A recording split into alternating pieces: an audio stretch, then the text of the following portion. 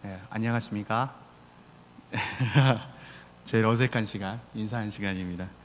여러분, 한 지붕 세 가족이라는 제목을 가지고 오늘 말씀을 나누려고 합니다. 여러분, 1990년대 그 안팎으로에서 일요일 아침마다 방영된 한 지붕 세 가족이라는 드라마를 아십니까? 이 아신다는 분은 주일 예배를 듣거나 아니면은 아침 드라마인데, 네, 아주 재밌는 드라마죠. 순돌이 나오는 드라마. 어렸을 때 참 재밌게 들어봤던 가족 드라마인데요. 오늘 하나님이 주신 말씀과 또 여기서 예배드릴 분들을 생각해 볼 때 하나님께서 주시는 마음이 있어서 이렇게 한지북 세 가족이라는 제목을 가지고 이 시간 함께하려 합니다. 여러분들 어떤 분은 마음속으로 그러실 거예요. 우리 목사님 받아쓰기를 참 못하시는갑다. 그 드라마는 이 세 가족인데 오늘 오타로 이 세 가족을 이렇게 적었다고 생각하시는 분도 있을 수 있을 것 같아요. 근데 네, 맞습니다. 이 세 가족과 이 세 가족은 다릅니다. 그런데 오늘 예배가 어떤 가족이죠? 네, 세 가족. 세 가족과 함께 드리는 예배라서 이렇게 좀 말을 바꿔서 세 가족이라고 표현한 겁니다. 여러분, 주님이 허락하신 우리 군산동북교회 그 지붕 아래서 한 가족이 되었다라는 의미를 담은 것입니다. 우리는 각기 다른 삶과 가정에서 살다가 모였죠. 누구 부르심으로요? 하나님의 부르심으로. 그래서 군산동북 가족으로 세움받았습니다. 우리는 하나님께서 세워주신 이 지붕 아래서 살아가는 한 가족입니다. 그런 의미에서 가족이 우리 세 가족이 되신 세 가족이 우리 군산동북교회 가족이 되신 것을 진심으로 축복합니다. 제가 군산동북 가족이라는 그런 표현을 할 때 줄여서 이런 말을 많이 씁니다. 군동이. 여러분 상현이네 집 할 때 뭐 상현이네 이러잖아요. 군산동북 가족 할 때 군동이네 이렇게 얘기합니다. 여러분 옆에 한번 인사해 볼까요? 군동이 가족이 되신 여러분 환영하고 축복합니다. 네. 여러분 이제 군동이네입니다. 군동이네. 군동이네 식구들 이렇게 한 자리에 모여서 하나님께 예배 드리는데 이 하나님 말씀을 나누는 이 자리가 은혜의 자리가 되었으면 좋겠습니다. 여러분, 우리가 흔히 한 집안의 계통과 혈통의 관계를 얘기하거나 그것을 기록한 책을 가지고 일컬어 얘기하는 것이 무엇이라고 하죠? 오늘 힌트 본문 내용인데 바로 족보 또는 계보라고 합니다. 이제 옛날 성경에서는 족보라고 하는 것 같고요. 요즘 개역개정은 계보라고 합니다. 5장 1절 한번 볼까요? 오늘 본문이 속해 있는 5장 1절 한번 보면은 이런 말이 있습니다. 이것은 아담의 계보를 적은 책이니라 라고 나와 있습니다. 그죠? 그러니까 보다 자세히 말하면 아담의 계보는 아담, 셋, 오늘 본문에 나와 있는 에녹, 그리고 지나가서 노아, 여러분이 잘 아는 아브라함으로 쭉 이어지는 그런 계보를 얘기합니다. 편의상 제가 셋의 계보라고 하겠습니다. 이 계보를 통해 우리가 알 수 있는 것은 인간은 죽는다. 그러나 그 죽음을 맛보지 않고 영생의 나라로 들어가는 사람도 있다라는 사실을 알 수 있습니다. 그런데 여러분, 앞장의 창세기 4장 16절에서 24절 말씀 보면은 가인의 계보도 나옵니다. 그 가인의 계보는 셋의 계보처럼 이 사람들이 몇 년 살았다가 죽었는지에 대해서는 나오지 않습니다. 이 사람이 무엇을 하고 살았는지의 계보입니다. 자, 정리해 보겠습니다. 아담의 자녀 3명이 누구죠? 아담의 자녀 가인, 아벨, 그리고 막내 아들 셋, 이렇게 3명입니다. 근데 그 가운데에 아벨은 앞에 4장에서 목숨을 다했죠. 그래서 이제 가인과 셋의 계보를 비교를 하려고 제가 이렇게 셋의 계보, 가인의 계보라고 표현하는 것입니다. 여러분, 부모인 아담과 하와가 같기에, 같은 집안이기에 같은 계보인 것 같은데 창세기 기자는 둘로 나눠버립니다.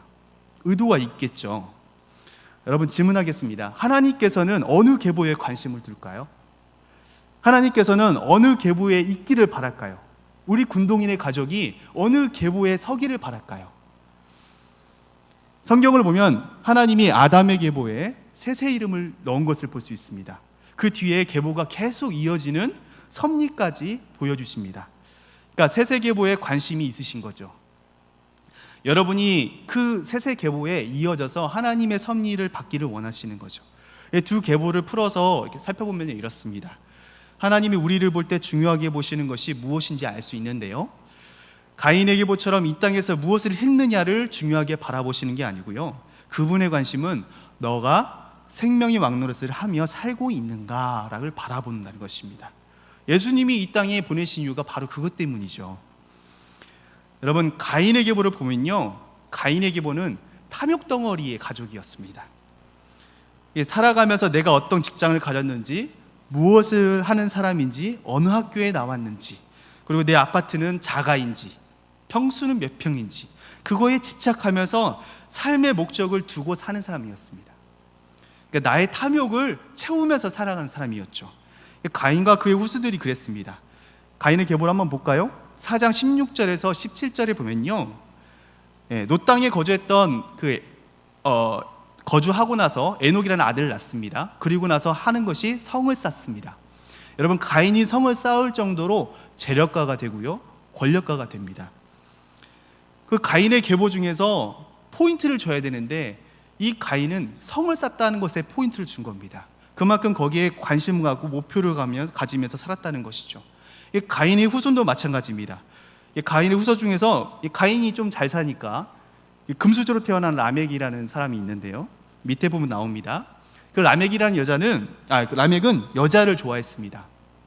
여자를 좋아하는 거 넘어서 탐욕하는 마음을 품었습니다. 그래서 두 아내까지 취하게 했죠. 아다와 실라, 최초로 두 아내를 맺은 그런 사람입니다. 여러분, 가인의 족보는 이렇게 끝납니다. 이름도 빛도 없이 사라지고 탐욕으로 채워나가면서 끝이 나버립니다. 24절에 보면 그 쾌락주의의 삶을 살고 있는 가족, 죄의 구렁텅이에 살아가는 그 가족들의 모습들이 벌받으면서 끝나는 것을 볼 수 있습니다. 하나님과 멀어진 삶을 살아가는 그 가족의 모습을 대변하고 있는 것이죠. 그런데 셋의 계보를 한번 볼까요? 4장 25절 한번 보십시오. 4장 25절은 아담이 다시 아내와 동침하고 나서 누구를 낳아요? 셋을 낳습니다. 셋째라서 셋이 아니고 아들 이름이 셋입니다. 그 셋을 낳는데, 이 셋을 낳을 때 하나님께서 어떻게 하시냐면 아벨을 대신한 씨라고 표현합니다. 그래서 그 씨를 줬다고 하죠. 그러니까 하나님의 만지심으로 시작되는 계보인 거죠. 그리고 나서 에노스를 낳습니다. 이 셋이, 아담의 막내 아들인 셋이 이제 에노스를 낳습니다. 그 에노스가 비로소 뭐 한다고 나와요? 여호와의 이름을 부른다고 나옵니다. 그 여호와의 이름을 부르니 5장에 가면 이들이 무슨 직업을 하고 있는지, 살았는지, 1등을 했는지, 복권에 당첨됐는지, 그의 부인은 누구인지 아무것도 안 나옵니다. 그들이, 이 사람들은 언제 몇 년 동안 살다가 죽었는지 그것만을 기록하고 있는 것이죠. 누구를 낳고 죽었고, 낳고 죽었고. 여러분은 어느 계보에 속해 있습니까? 어느 것을 중요하게 바라보며 살아가고 있습니까? 이 세상의 쾌락적인 삶을 살다가 인생이 어떻게 끝날지도 모르는 그런 삶을 살아가고 있습니까? 아니면 내가 하나님의 은혜로 말미암아 이 땅에 그냥 이름도 없이 빛도 없이 사는 것 같지만 나의 인생이 마감되고 하나님 품으로 들어갈 그 순간에 그 날짜가 찍혀있는, 그 나이가 찍혀있는 세세족보 안에 살게 되는 삶을 살아가고 있습니까? 여러분이 이 세상을 살아가면서 공부하고 노력하는 것 중요합니다. 그러나 여기서 말하는 것은요, 그것이 여러분의 인생의 목적이 되면은 가인의 계보에 남게 될 수 있다는 것입니다. 우리 군동이 여러분, 적응이 안 되시죠? 하나님이 여러분을 바라시는 것은 단 한 가지입니다. 죄의 왕노릇이 하는 게 아니고 생명의 왕노릇. 그걸 사시면서 하나님의 섭리가 깃든 셋의 그 계보에 남기를 바라시는 겁니다. 아담의 계보로 이어지는 여러분이 되기를 바라시는 것입니다. 여러분, 오늘 본문 말씀은 그 하나님의 역사가 이어지는 셋의 계보 중에서 에녹의 이야기입니다. 이 에녹의 이야기를 보면 좀 특이한 점이 있습니다. 어떤 것이 있을까요? 5장 1절에서 20절까지 계속 보면요, 모든 사람은 다 죽습니다. 그런데 에녹은 죽었다는 표현이 없습니다. 21절에서 24절에 보겠습니다. 거기서 보면은 에녹은 65세에 무드셀라를 낳고 무드셀라를 낳은 후 300년을 하나님과 동행하며 자녀를 낳았으며 그는 365세에 살았더라. 맞나요? 네. 에녹이 하나님과 동행하였더니 하나님이 그를 데려가심으로 세상에 있지 아니하였더라 라고 나와요. 하나님과 동행하며 살아온 에녹, 그 에녹이 이 세상에서 하나님이 어떻게 했다고요? 데려갔다고요. 그렇게 말합니다. 하나님과 동행하는 삶을 살았던 에녹은 그 히브리서 기자가 이렇게 표현합니다. 히브리서 11장 5절에 보면 이렇습니다. 믿음으로 에녹은 죽음을 보지 않고 옮겨졌으니 하나님이 그를 옮기심으로 다시 보이지 아니하였느니라. 그는 옮기기 전에 하나님을 기쁘시게 하는 자라 하는 증거를 받았느니라. 그러니까 옮기시기 전에 이 땅에서 어떤 자라고요? 기쁘시게 한 자. 여러분 그렇습니다. 하나님을 믿음으로 동행하며 삶을 사는 것, 하나님을 믿음으로 받아들이고 동행하며 사는 것, 그것이 어떤 삶이라고요? 하나님을 기쁘시게 하는 삶이라는 것입니다. 여기 계신 모든 분들이 하나님을 기쁘게 하는 삶, 그 삶을 사시기를 주님의 이름으로 축복합니다. 그런데 여러분, 하나님과 동행하는 것이 무엇이 있을까요? 어떻게 생각하십니까, 여러분은? 우리는 하나님과 동행하는 것을 무슨 큰일이 일어나거나 큰 기적이 일어나거나 아니면 내가 어려운 과정을 좋은 과정으로 이겨낼 때 하나님과 동행하는구나, 함께 하는구나 라고 착각할 때가 많이 있습니다. 왜냐면요, 특히 새신자분들도 그럴 수도 있는데, 성경에서 바라보면은 설교 시간 때나 성경에서 주요 사건들을 바라볼 때 바다가 갈라지기도 하고 큰 물고기에 사람이 살고 감옥에 있다가 청문회 몇 번 하더니 어떻게 돼요? 총리가 돼버립니다. 인생 대박 사건이 일어나는 거죠. 죽었던 사람이 살아나거나 하는 여러 가지 큰 사건들을 듣게 되거든요. 그래서 우리는 오해하곤 합니다.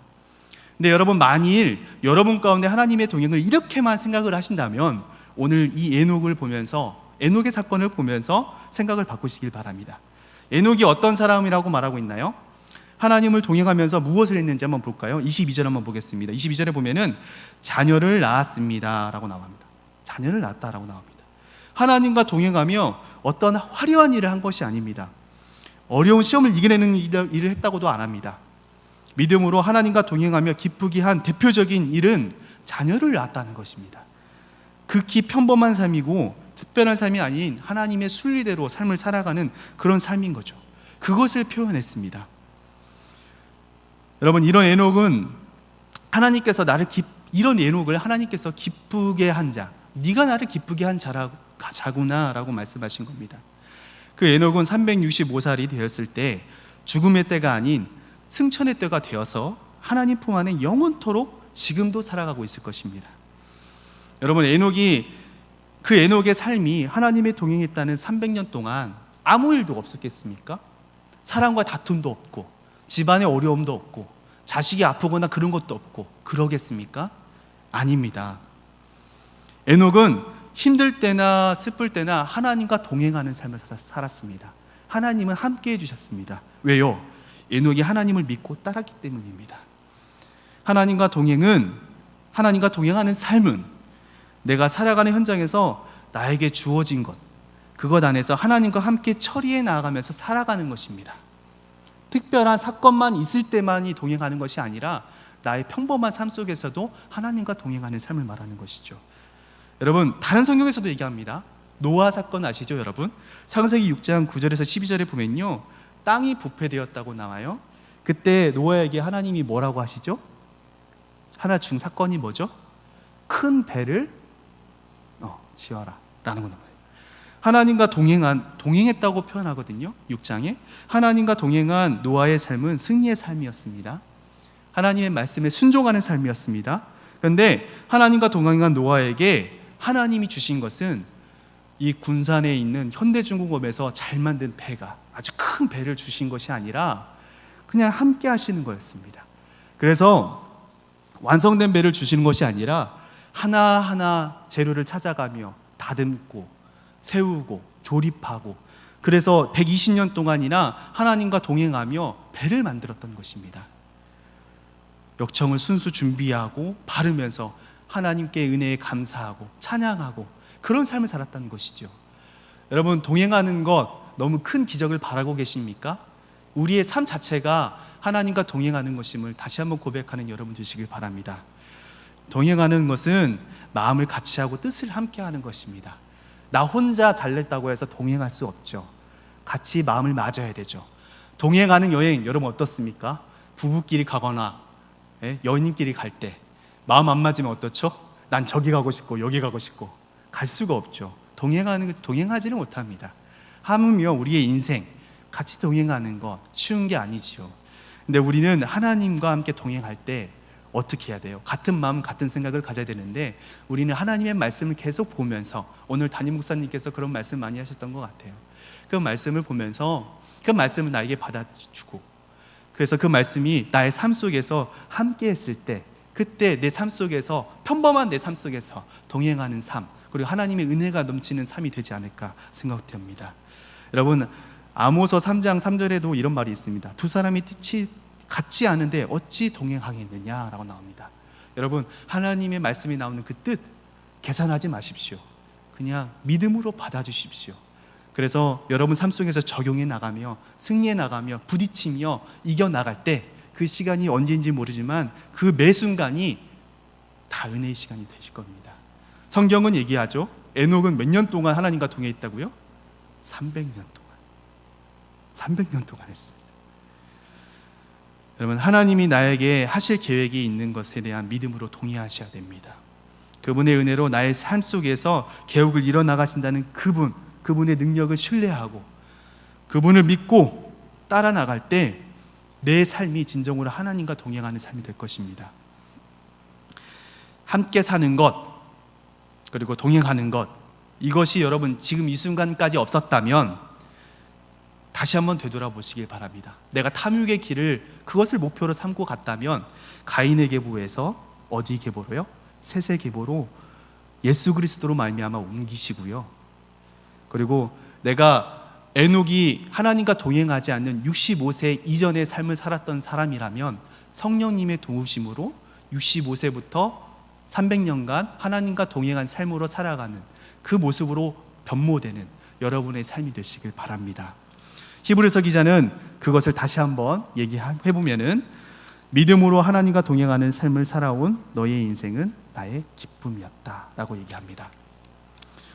여러분, 우리 군동이 지붕 아래, 하나님이 허락하신 그 지붕 아래 한 자리에 모여서 신앙생활도 하고 말씀도 나누고 예배도 드리고 있습니다. 여러분, 근데요, 제가 이 말씀을 이걸 가지고 준비를 할 때 유튜브에서 요즘 한참 많은 젊은이들이 바라보는 것이 있습니다. 뭐냐면 버스킹 예배라고 여러분 들어보셨습니까? 길거리 예배인데 어떤 한 자매가, 예수 믿는 청년 한 자매가 마이크 하나 들고, 그리고 그 핸드폰에다가 녹음을 해서 가지고 와서 보면대 하나 놓고 성경책 하나 들고 찬양하고 예배 드리는 겁니다. 번화가에서 아무도 없는데. 근데 혼자서 예배 드리다가 지금 많은 사람들이 그 유튜브를 공감하고 은혜 받아서 함께 길거리 가다가 찬양하고 예배 드리는 그 은혜의 자리로 이제 바뀌어진 겁니다. 근데 그곳에서 그 자매가 이런 얘기를 했습니다. 오늘 앞서 여러분이 부른 찬송가 있죠? 예수께로 가면, 이 찬양 있죠? 그 찬양을 부르면서 이런 얘기를 했습니다. 창세기부터 요한계시록까지 하나님의 이야기인 줄 알았는데 알고 보니 저희를 사랑하는 이야기였습니다. 단순히 사랑한다는 그 말로 사랑한다는 게 아니라 수없이 많은 그 인물들을 보내셔서 사랑하시고, 말씀이 육신이 되어 오신 예수 그리스도, 그분이 다시 오시겠다고 하신 그 약속이, 이 모든 것이 하나님의 사랑이었습니다. 뜻이었습니다 라고 얘기합니다. 그러면서 그 찬송가를 부르는데, 여러분 그 성경책에 뭐라고 적혀있죠? 날 사랑하심, 날 사랑하심, 날 사랑하심, 성경에 쓰연. 이 자매가 혼자서 그 찬양을 하는데요, 길거리에 담배 피다가 그 찬양을 들으신 분도 있고요, 술 취한 분이 있다가 들으신 분도 있고, 여러 사람들이 그 은혜를 받았던 것 같아요. 저도 참 은혜를 받았습니다. 여러분, 이 성경책을 통해서 하나님이 얘기하고자 하는 것은요, 하나님을 드러내는 것이죠. 근데 그 하나님을 드러내는 그 목적은 여러분과 저를 사랑해서 그것을 드러내시는 것입니다. 곧 이 성경책은 우리를 사랑한다고 말하고 있습니다. 오늘 이 시간에 에녹이라는 사건을 가지고 하나님은 우리를 사랑하신다, 내가 너와 동행하고 싶다, 너 동행하는 삶을 살아라라고 말씀하고 있는 것이죠. 오늘 이 시간에 함께 하신 새가족 여러분, 이제 더 이상 새가족이 아니시지요? 아니시지요? 새가족분 어디 계신가요? 아니시지요? 이제 우리 같이 한 가족이 되었죠. 하나님께서 주시는 이 사랑, 매일매일 매순간 매순간 예배 같이 드리고 같이 섬기고 사랑 나누고 그렇게 살아가면서 하나님과 동행하는 삶을 나누는 삶, 그 은혜를 나누는 삶을 사시길 바랍니다. 여러분, 마무리를 짓겠습니다. 여러분이 한번 금요 예배 때 와보십시오. 금요 기도회 때 한번 와보십시오. 나도 모르는 사람, 그냥 얼굴도 모르고 이름도 모르는 사람인데 앞에서 목사님이 인도하면요, 서로를 위해서 중보하고요, 서로를 위해서 눈물을 흘리고요, 또 식당에 한번 가보십시오. 주방에서 얼굴도 모르는 사람인데 정성껏 그 더운 여름에 밥을 하면서 밥을 대접합니다. 아무 대가 없이 합니다. 그 사람들이 왜 그러겠습니까? 곳곳에 하나님의 동행함을, 하나님의 섭리를 느끼면서 그 사랑을 나누는 거 아니겠습니까? 여러분, 새가족이 아니죠, 동부가족 되신 여러분, 이 한 지붕에서, 하나님이 허락하신 지붕 안에서 곳곳을 한번 보십시오. 하나님의 동행하심, 섭리하심이 곳곳에 묻어나 있습니다. 그래서 지금부터 그 하나님의 은혜를 누리면서 우리 천국 가는 그날까지 함께 은혜 나누면서 살아가는 우리 동부가족 여러분 되시기에 주님의 이름으로 축복합니다. 기도하겠습니다. 하나님 아버지, 감사합니다. 오늘 하나님께서 주신 말씀 붙들면서 나아가기 원합니다. 하나님, 특별한 것이 아닌 하나님, 우리의 삶 속에서 믿음으로 말미암아 하나님과 함께하는 것, 그 동행하심이 하나님이 기뻐하는 삶임을 다시 한번 알았습니다. 하나님, 우리 그 사랑하는 그 삶을 살아가고자 합니다. 주님 함께하여 주시고, 또 아버지 하나님, 특별히 새가족과 함께하는 이 예배에 이제 새가족이 우리의 가족이 되었습니다. 하나님이 허락하신 이 동부가족 아래서, 지붕 안에서 한 가족으로 살아갈 수 있도록 은혜 내려주시고 함께하여 주시옵소서. 그래서 우리 모두가 하나님 나라 안에서 하나님의 은혜 속에서 살아가는 우리 모두가 될 수 있도록 주님 역사하여 주시옵소서. 사랑이 많으신 예수 그리스도 이름으로 기도드렸습니다.